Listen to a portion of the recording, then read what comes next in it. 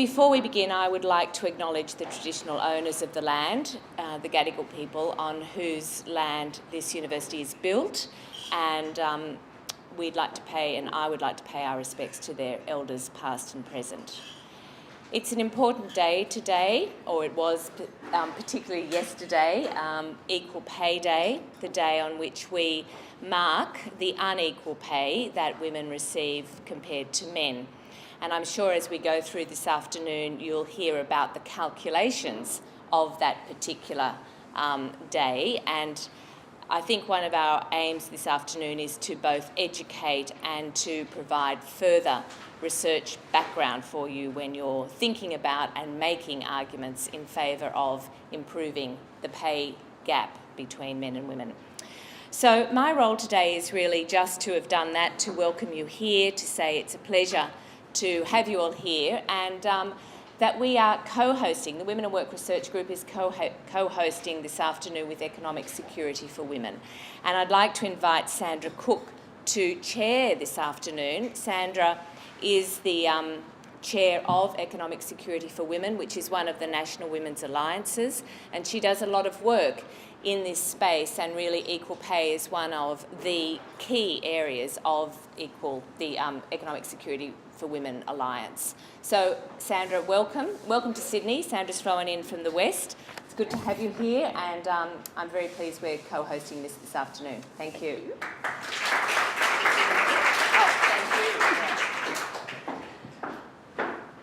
Thank you, Marian. Just a few little OH&S things I need to point out. One is those cables there to my very esteemed speakers. When you get up, please don't trip over them.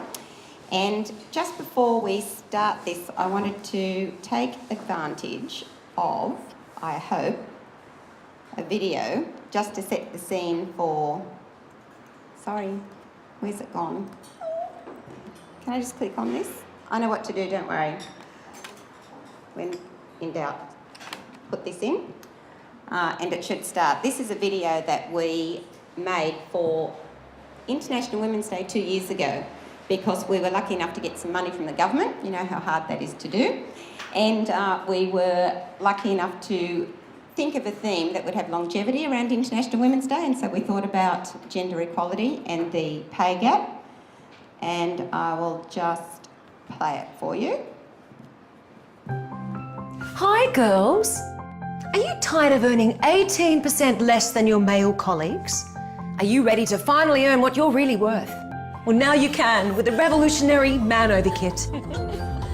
Simply peel the moustache off the paper, stick it under your nose and get the instant pay rise you deserve.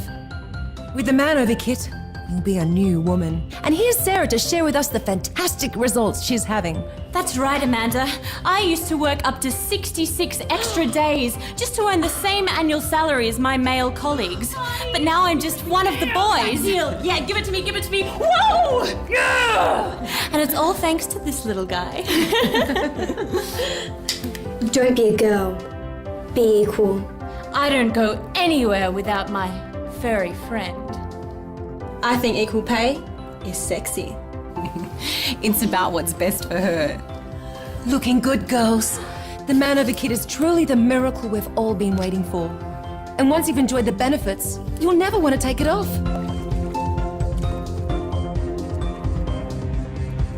Stop. Is this really necessary? Equal pay is just common sense. Are you being shortchanged? Visit securityforwomen.org.au or find Equal Pay Day on Facebook. So there you go. I'll just close that down. Right. I guess the sad thing is that that's 2 years old and the gender pay gap hasn't moved despite our best attempts, and that is why we are here today.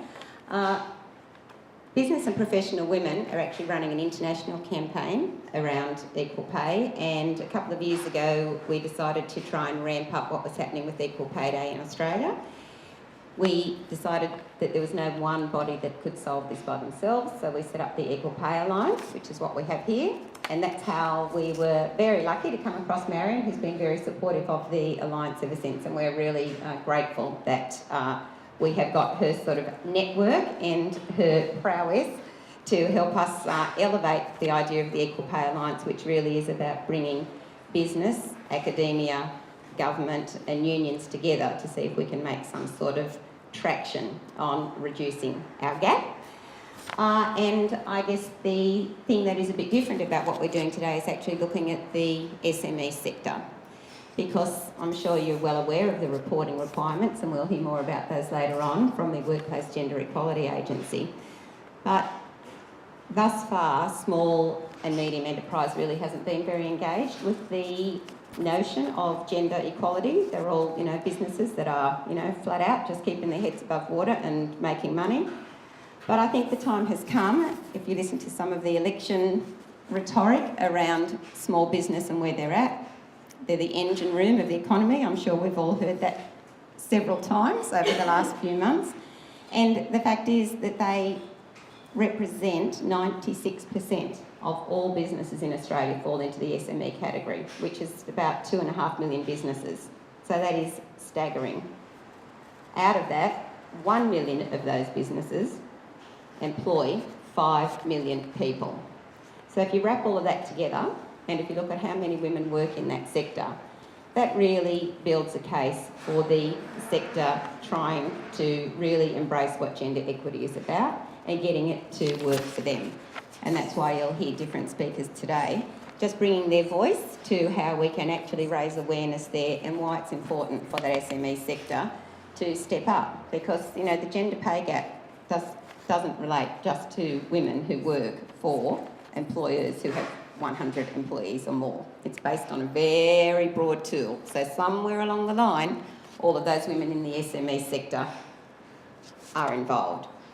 The other thing is that we are very mindful of the number of women who are leaving the corporate workplace and setting up their own business. Anecdotally, I think a lot of them are doing that because they are fed up with the sorts of organisations and structures that are there for them, and they are just well over it and want to go alone, and that is fantastic. But we do have to be mindful of the financial consequences of those decisions. So it's great that you're going to set up your own business, but are you going to pay yourself a wage, and are you going to pay yourself superannuation, and the sort of long-term impact that that decision has? So lots of big questions, and hopefully we'll address some of those today.